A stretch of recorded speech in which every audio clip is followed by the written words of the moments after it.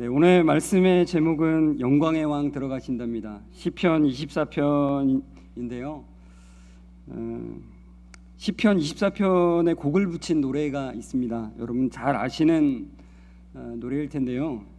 문들아 머리 들어라라고 하는 노래입니다. 무반주로 같이 먼저 불러봤으면 좋겠습니다. 문들아 머리 들어라, 들릴지어다 영원한 문들아, 영광의 왕 들어가시도록, 영광의 왕 들어가신다. 영광의 왕이시뇨, 영광의 왕이시뇨, 강하고 능하신 주로다. 전쟁에 능하신 주시라, 다 찬양 위대하신 왕. 왕께 만세, 왕께 만세. 당신은 영광의 왕이라, 다 찬양 위대하신 왕. 제가 오늘 말씀을 이제 준비하면서 이런 생각이 들더라고요. 만약에 내가 이번에 설교가 내 생의 마지막 설교라면 나는 어떤 본문으로 설교를 할까?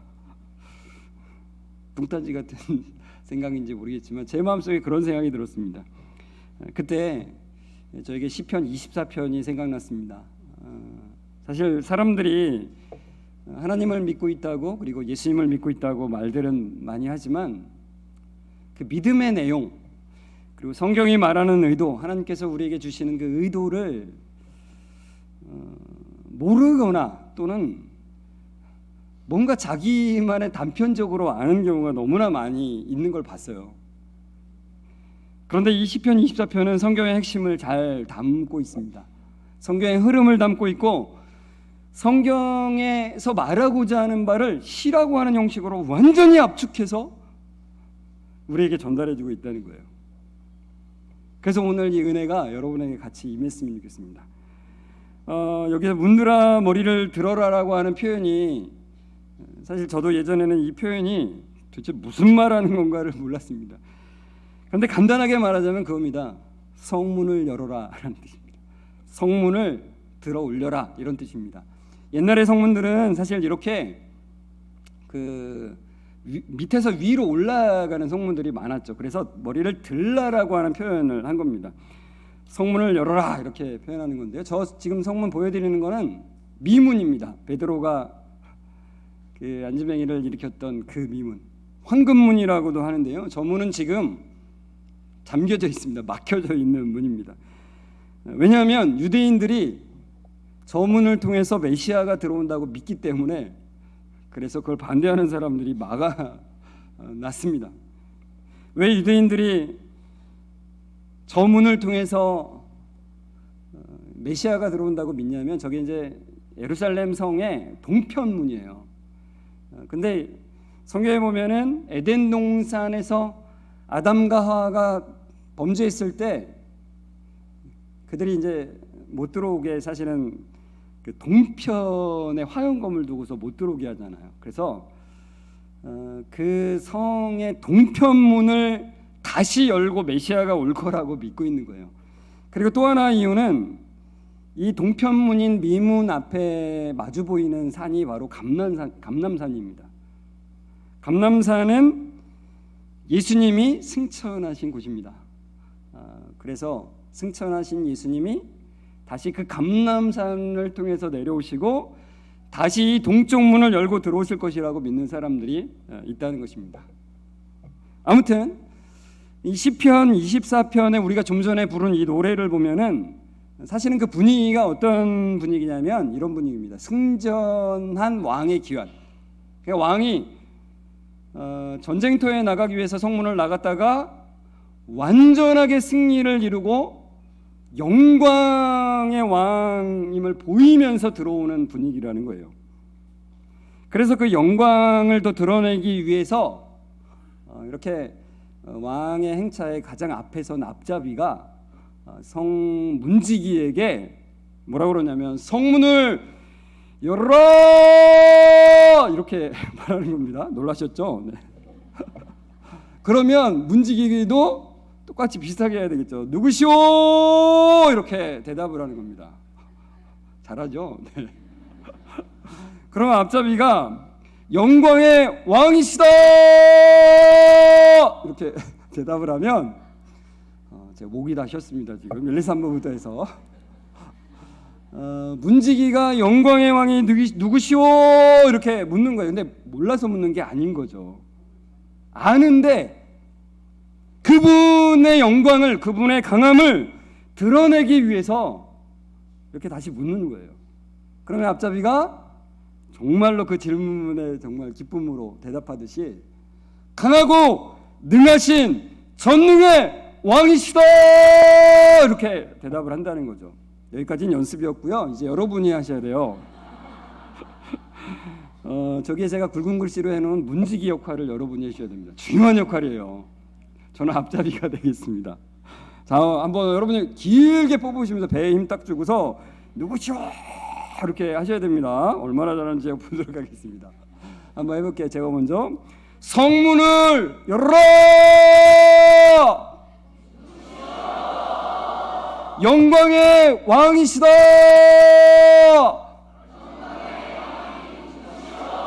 강하고 능하신 전능의 왕이시다!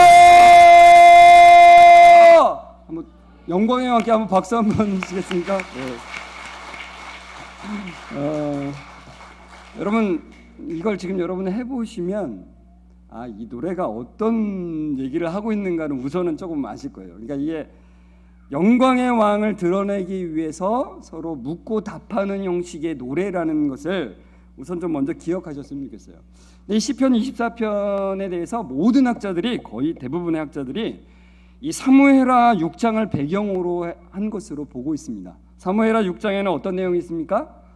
언약궤가 다시 돌아오는 그 예루살렘 성으로 입성하는 장면을 보여주고 있어요.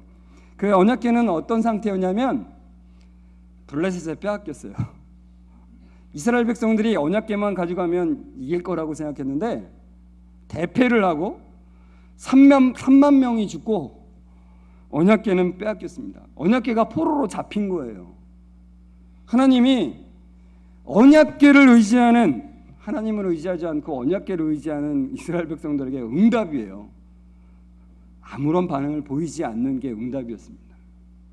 그리고는 블레셋의 포로로 잡힌 그 언약궤가 그때부터 일하기 시작합니다. 가는 도시마다 전염병을 일으켜서 많은 사람이 죽게 해요. 하나님의 영광을 가린 자들에게 어떤 심판이 있는지를 보이는 거죠. 그러니까 그 언약궤를 통해서 하나님께서 하나님이 어떤 분이신지를 드러내시고 완전히 이루시고 이제 예루살렘 성으로 귀환하는 영광의 왕의 모습으로 이제 들어가신다는 거죠. 그래서 저는 이것을 이렇게 표현했습니다. 마침내 언약궤가 예루살렘 성에 입성하다. 이것을 다윗이 표현하면서 그 영광을 완전하게 드러내기 위해서 앞잡이와 문지기의 그 대화처럼 해서 영광을 드러내는 형식을 취하고 있다는 거죠. 여러분 시편 24편은 저는 이제 볼 때마다 진짜 신비하다. 이렇게 신비로울 수가 없어요. 이 시편을 볼 때마다. 그런데 이것을 사실은 처음에 보면 그냥 읽으면 도대체 무슨 얘기를 하는지를 좀 알기가 좀 어려워요. 이 시편이 그냥 겉으로 보기에는. 근데 사실 조금만 들으면 감탄사가 나옵니다. 근데 그것을 돕기 위해서 시편 24편이 정기적으로 연주되었던 때를, 낭송되었던 때를 좀 알면 좋아요. 역사적 기록에 의해서 나옵니다. 다윗부터 예수님 시대까지는 안식 후 첫날 아침, 그러니까 지금 이때라는 거예요. 주일 아침. 누가요? 성전의 제사장들이 이것을 낭송을 했습니다.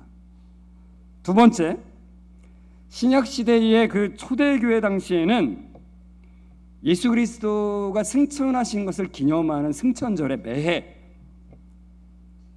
그러니까 승천할 때 부르고 그 매해 불렀다는 얘기가 되는 거죠. 누가요? 예수님의 제자들과 그를 따르는 무리들이 이 시편 24편을 불렀다는 겁니다. 우선 첫 번째로 안식 후 첫날에 대해서 잠깐 좀 봤으면 좋겠어요. 마태복음 21장에 보면 예수님이 예루살렘 성으로 입성하시는 장면이 나옵니다. 무엇을 타고요? 나귀를 타고, 겸손의 상징인 나귀를 타고 입장을 하시고요. 사람들이 그 나귀를 타신 예수님을 환영하는데 무엇을 들고 환영을 합니까? 종려나무 가지를 들고, 야사수 열매 나무입니다. 그 가지를 들고 흔드는 거죠. 그리고서 뭐라고 말합니까? 호산나, 다윗의 자손이여 우리를 구원하소서, 이제 드디어 메시아가 오셨구나, 이렇게 환영을 하죠. 그래서 저는 이 장면을 제가 이렇게 정리했습니다. 그 1000년 전에 다윗이 언약궤를 통해서 들어올 때는 그 상징으로서, 하나님의 상징으로서 영광의 왕으로 입성을 했는데, 이제 그 실체가 1000년이 지나서 그 실체가 예루살렘 성에 입성하는 장면이라는 거예요. 그런데 이게 무슨 날이라고요? 예수님이 종려나무 가지를 흔들 때 들어오셨다 그래서 무슨 주일이라고 보통 말하죠? 종려주일이라고 그러죠.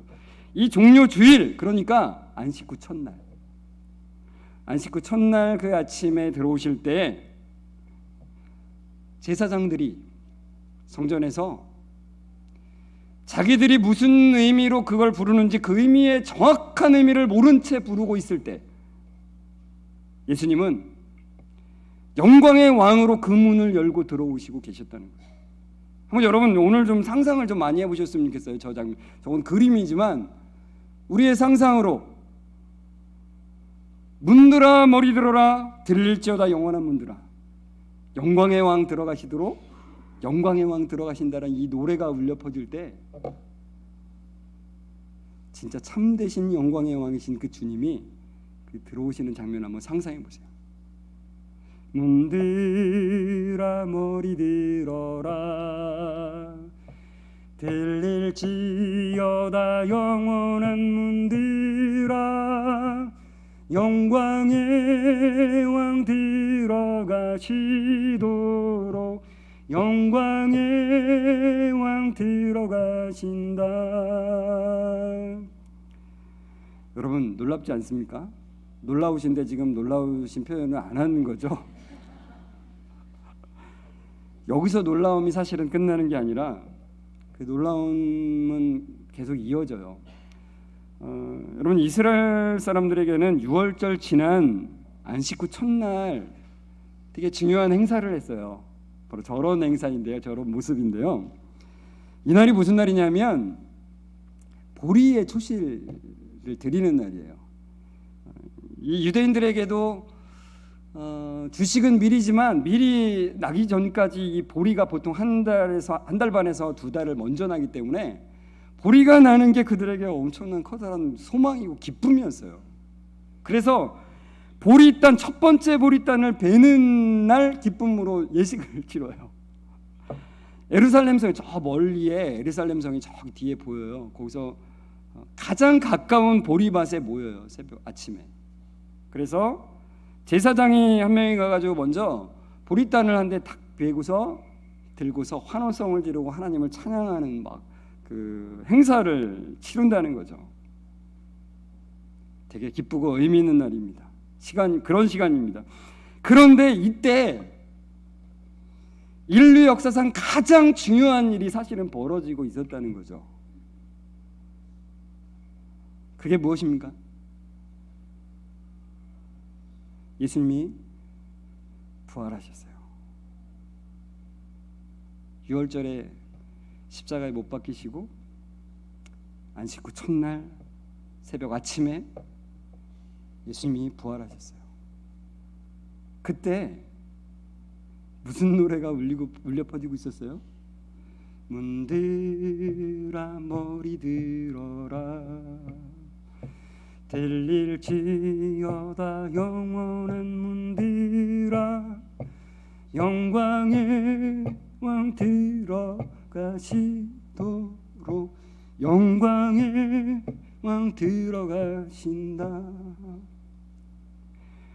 아무도 그 죽음을 해결할 수 없었고 그 생명의 문으로 아무도 들어갈 수 없었던 우리들을 위해서 예수님이 그 생명의 첫 번째 문을 여신 거예요. 그 순간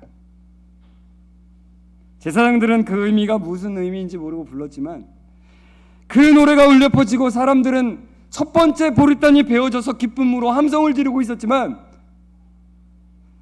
그 모든 의미를 통해서 예수님은 부활하셨어요.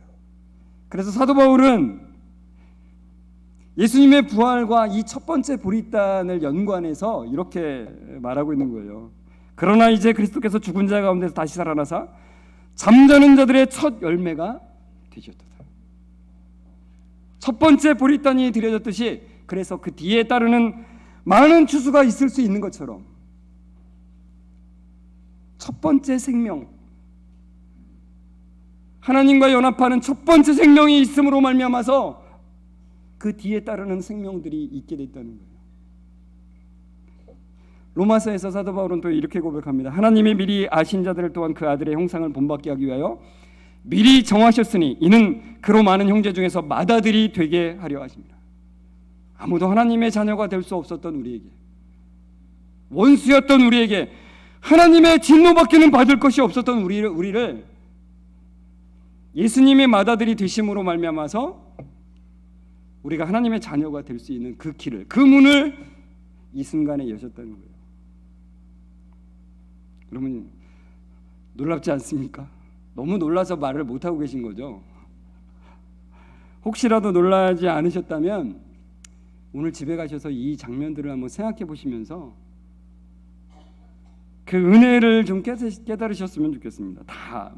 아직은 다 모르셨다면 예수님은 처음으로 그 영원한 문, 생명의 문을 여신 분이에요. 그 영광의 왕으로 그 문을 들어가셨다는 거죠. 제가 아까 시편 24편이 신비로운 시편이라고 했습니다. 그냥 보기에는 어떤 내용인지 사실 알기가 좀 어려워요. 그래서 제가 구조를 좀 보여드릴게요. 1절에서 2절까지는 하나님께서 창조하여 세우신 나라를 말하고 있고요. 그 다음에 3절에서 6절까지는 그 나라의 백성이 될 수 있는 자격 조건을 말해요. 그러니까 하나님이 그 나라를 세우시고 그 나라에 들어갈 수 있는 백성들의 자격을 말하고 있다는 거예요. 여기까지는 명확해요. 그런데 7절에서 9절에 도저히 알 수 없는, 우리가 아까 불렀던 이 노래가 여기에 왜 들어가는지가 조금 의아해요. 그냥 보기에는. 왜일까? 이 질문을 여러분이 좀 하셨으면 좋겠어요. 자, 우선 1절과 2절을 좀 같이 읽겠습니다. 시작.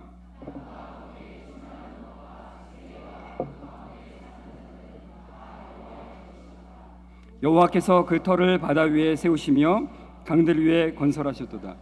자, 이걸 제가 정리를 이렇게 했다 그랬죠. 하나님께서 창조하여 세우신 나라.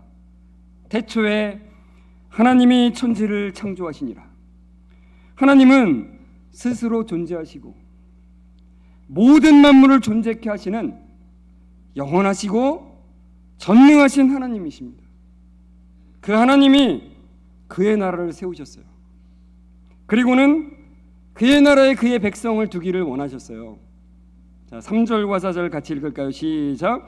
여호와의 산에 오를 자가 누구며 그의 거룩한 곳에 설 자가 누구인가?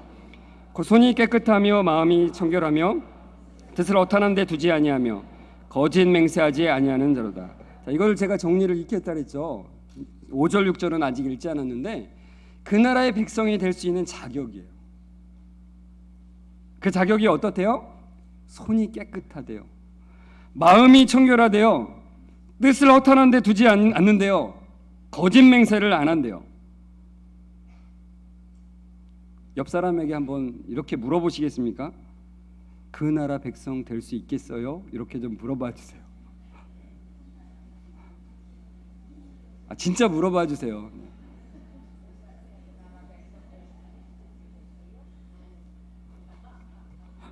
보통 이렇게 물으면 기독교인들은 뭐라고 대답하냐면 아멘 이렇게 대답을 합니다. 그죠? 틀린 말은 아닙니다. 아멘이죠. 근데 좀 생각해 볼 게 있어요. 마틴 루터는 종교개혁자 마틴 루터는 시편의 대가입니다. 시편을 너무 좋아했고 시편을 주석을 했어요. 근데 마틴 루터가 이 구절을 주석하면서 이렇게 썼습니다. 이 구절이 의미하는 바는 안팎으로 깨끗한 사람을 말한다. 안팎으로, 겉으로도 투명하고 안으로도 투명한 사람을 말한다. 그러므로 우리 중에 어느 누구도 불가능하다. 이렇게 적었습니다. 사실 여러분 저기에 보이는 그 구절 중에 뜻을 허탄한 데 두지 아니하며라고 하는 말은 우상을 섬기지 않는다의 관용적인 표현이에요.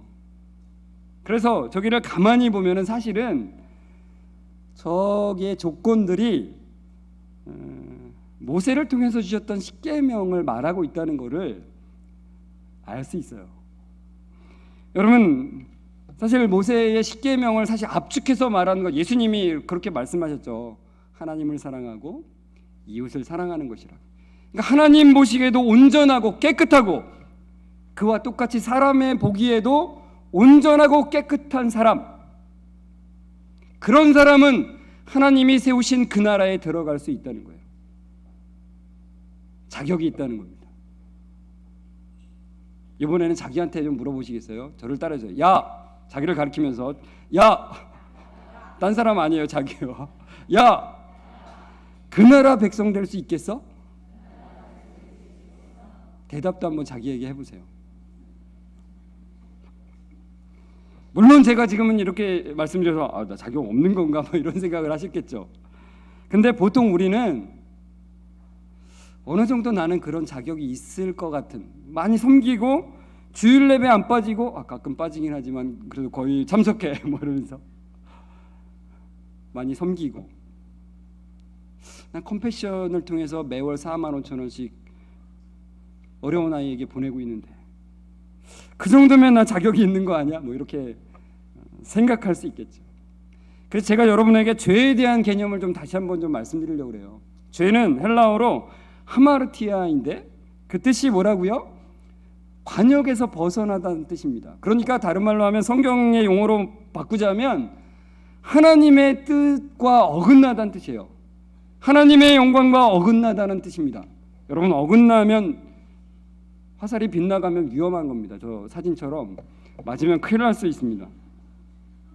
그런데 그냥 간단히 볼 문제가 아니에요. 이 말이 조금 더 생각하자면 더 정확하게 이렇게 표현할 수 있어요. 죄는 하나님 이외의 기준대로, 하나님 이외의 기준대로 생각하고 판단하고 행동하는 모든 것, 다른 말로 말하면 내 기준대로 생각하고 판단하고 행동하는 모든 것이라는 거예요. 여러분, 오늘 죄 지으셨습니까? 안 지으신 분들처럼 그렇게 있지 마십시오. 내 생각대로 생각하고 판단하고 내 기준으로 생각하고 판단하고 행동하는 것이 과연 우리에게서 떼낼 수 있냐고 한번 생각해 보십시오. 저도 죄와 지금 뗄래야 뗄 수 없이 오늘도 그러고 살아왔습니다. 아침부터 몇 시간 지나지도 않았는데 그랬습니다. 그리고 성경은 우리에게 또 이렇게 말해주고 있어요. 야고보서 2장 10절에 누구든지 온 율법을 지키다가 그 하나를 범하면 모두 범한 자가 되나니, 하나만 어겨도 다 어긴 거래요.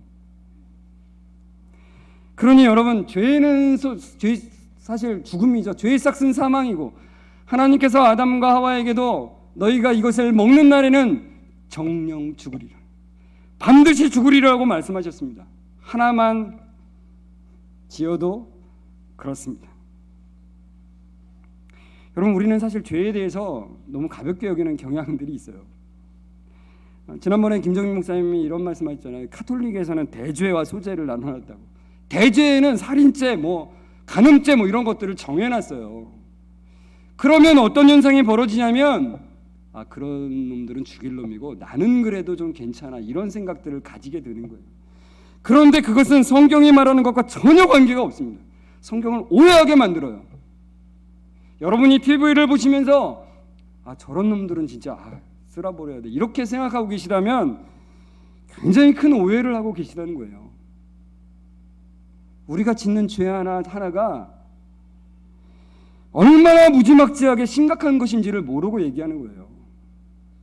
그 왕이신 하나님을 거부하고 내가 왕 되겠다고 내 기준으로 나서는 게 바로 그런 죄인 거예요. 반역죄죠, 반역죄. 제가 알고 있는 어떤 분이 있습니다. 그분은 사기를 당해서 전 재산을 날렸습니다. 정말 힘드시겠죠. 그래서 막 한탄을 하시는 거예요. 내가 그때 왜 거기를 갔을까? 내가 왜 그때 그 인간을 만났을까? 이런 후회하시는 분들 많죠. 근데 불쌍하잖아요. 이렇게 막 한탄하면. 근데 이런 분한테 가서 당신은 죄를 짓고 있습니다.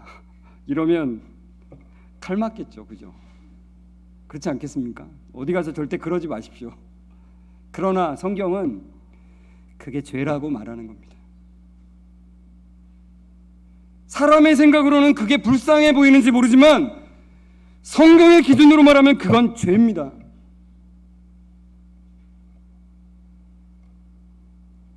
우리 자신에게 그렇게 말을 하라는 거예요. 그건 죄야. 내가 포기하고 싶고 절망하고 싶고 하나님의 뜻대로 하나님의 기준대로 하지 않고 내 멋대로 내 기준대로 생각하고 내뱉는 모든 말들은 죄라는 거예요. 하나님을 무시하는 죄예요. 그러니까 사람의 기준하고 성경의 기준은 너무 다르다는 것입니다. 제가 아는 어떤 성도가 한 분 또 계신데 그분은 진짜 착해요.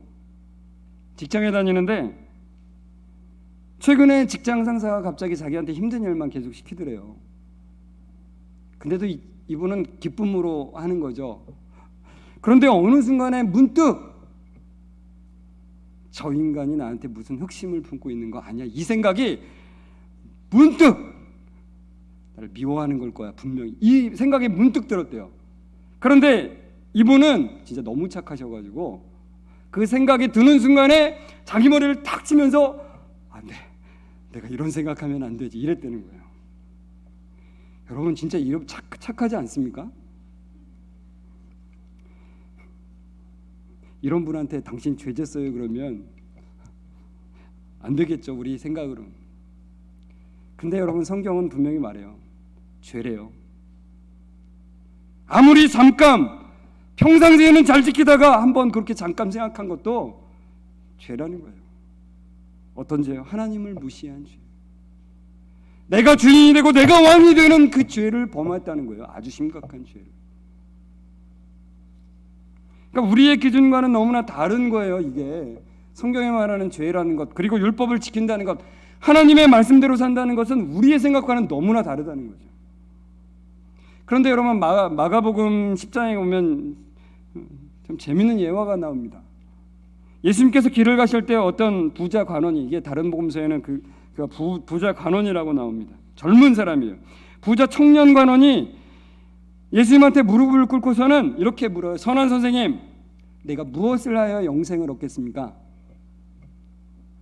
어떻게 하면 하나님 나라에 들어가겠습니까? 하나님 나라의 자격 조건을 갖추겠습니까? 이런 질문이에요.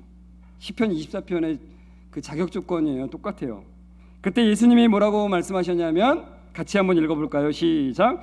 내가 계명을 안 하니 살인하지 말라, 간음하지 말라, 도둑질하지 말라, 거짓 증언하지 말라, 속여 빼앗지 말라, 내 부모를 공경하라 하였느니라.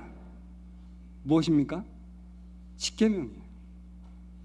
정확하게 말하자면 5계명, 6계명, 7계명, 8계명, 9계명, 10계명. 예수님이 분명히 시편 24편과 같은 맥락으로 말씀하시는 거예요. 그 나라의 백성이 되고 싶으냐? 이것을 온전하게 지켜야 된다, 이렇게 말씀하시는 거죠. 누가복음 10장에도 똑같은 말씀이 나옵니다. 거의 비슷한 질문과 대답인데요. 어떤 율법 교사가 일어나서 예수님 시험에서 물어요. 내가 무엇을 해야 영생을 얻겠습니까? 그랬더니 예수님이 율법에 뭐라고 기록되어 있고 너는 그것을 어떻게 해석하냐? 그랬더니 그가 대답합니다. 예수님이 예전에 말씀하셨던 거죠. 내 마음을 다하며 목숨을 다하며 힘을 다하며 뜻을 다하여 주 너의 하나님을 사랑하고 또한 내 이웃을 내 자신같이 사랑하라 하였나이다. 그때 예수님이 뭐라고 대답하셨을까요? 아니야, 나 믿으면 돼, 이렇게 대답하지 않으시고요, 똑같이 이렇게 대답하세요. 예수께서 이르시되 내 대답이 옳도다. 이를 행하라. 그러면 살기라 그래요. 그 나라의 백성이 되는 자격 조건은 바로 그 하나님의 율법 계명을 지켜라. 그러면 그 나라, 그 영생에 들어가게 될 것이라고 말씀하세요.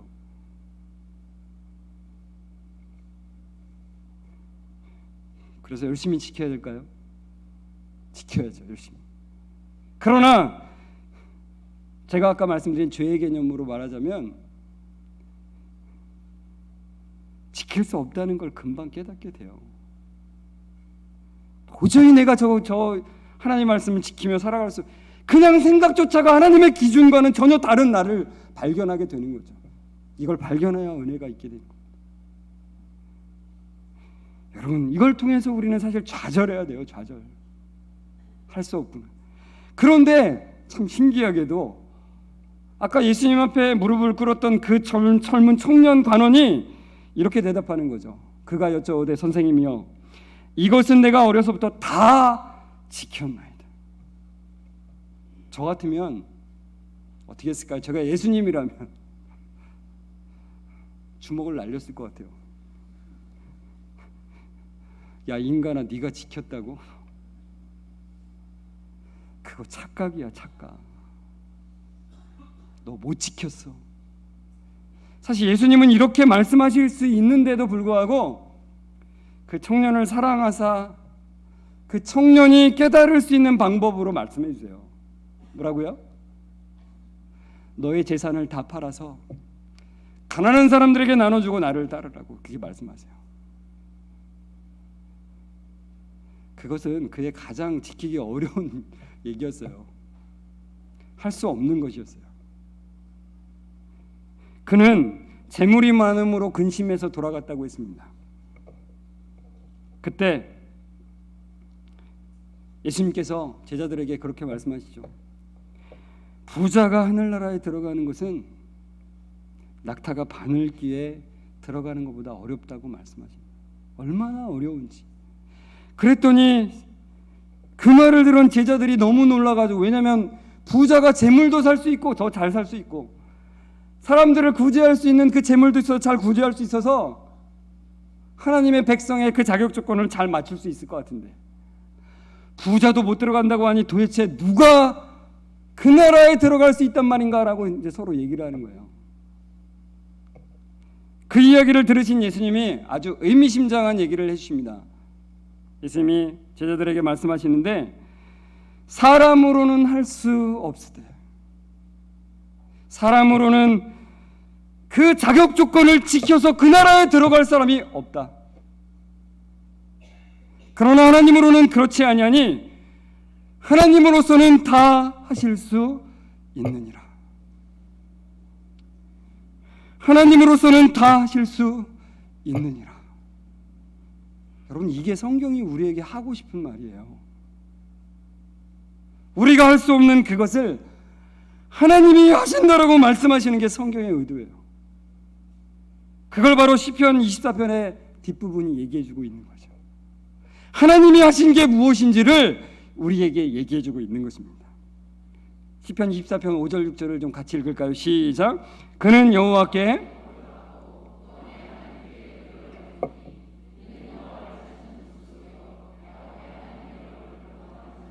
네, 여러분, 그 자격 조건을 다 지킨 사람이 여기 나와요. 그걸 다 지킨 그 사람은 여호와께 복을 받고 그의 의를 얻는다 그랬어요. 그를 대면하여 영원히 그와 함께 사는 거예요. 우리가 그래야 되겠지만 우리가 그럴 수 없기 때문에 성경은 이것을 지킨 한 사람을 우리에게 소개시켜주고 있어요. 어디서요? 로마서 5장 19절에서. 같이 한번 읽을까요? 시작. 한 사람이 순종하지 아니함으로 많은 사람이 죄인 된 것 같이 한 사람이 순종하심으로 많은 사람이 의인이 되리라. 우리는 그것을 지킬 수가 없대요. 성경이 이미 못을 받고 있습니다. 그래서 그분이 하늘 영광 보좌를 버리시고 직접 인간의 몸을 입고 내려오셔서 십자가에 못 박히시기까지 모든 율법에 순종하셔서 우리의 의가 되어 오셨다는 거예요. 여러분, 우리가 할 수 없는 것을 하시기 위해서 이 땅에 내려오시고 온전히 순종하심으로 우리가 들어갈 수 없는 그 하늘 문을 여신 그 예수 그리스도, 그분이 들어가시는 그것을 찬양하는 게 바로 이십니다. 문들아 너의 머리를 들지어다, 영원한 문들아 들을지어다, 영광의 왕이 들어가시더라. 이 고백이 바로 그것을 표현하고 있다는 거예요. 우리는 들어갈 수 없지만 그분이 이 땅에 오심으로 그것을 해결하시고 그분이 들어가시는 것을, 첫 번째로 여신 그 문을 그분과 함께 우리가 들어가는 거죠. 여러분, 이 의미를 생각하면서 우리가 같이 또박또박 생각하면서 한번 이 7절, 8절, 9절, 10절을 읽도록 하겠습니다. 시작. 문들아 너의 머리를 들지어다, 영원한 문들아 들릴지어다, 영광의 왕이 들어가시리로다. 영광의 왕이 누구시냐? 강하고 능한 여호와시오, 전쟁에 능한 여호와시로다. 문들아 너의 머리를 들지어다, 영원한 문들아 들릴지어다, 영광의 왕이 들어가시리로다. 영광의 왕이 누구시냐? 만군의 여호와께서 곧 영광의 왕이시로다. 아멘. 여러분, 이 시편 24편이 정기적으로 낭송되던 두 번째를 기억하십니까? 제가 좀 보여드리고 있죠. 예수님이 승천하시는 것을 기념하는 그날에 이 노래가 울려 퍼졌어요. 문들아 너의 머리를 들지어다, 영원한 문들아 들을지어다, 영광의 왕이 들어가신다. 이렇게 예수님이 승천할 때 이게 불려졌어요. 왜 그랬을까요? 제가 상상을 해봤어요.